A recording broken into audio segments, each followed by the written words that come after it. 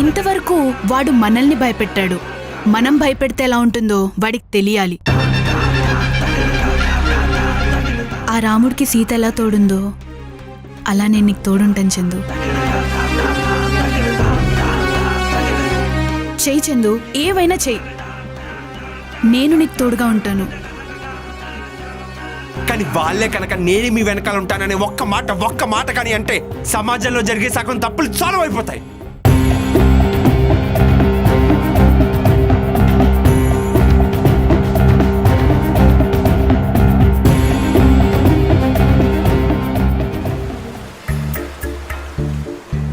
ఊరే మనందరం resignation ఇచ్చేసరికి manager గారికి బుర్ర పాడైపోయి ఉంటుంది కదరా.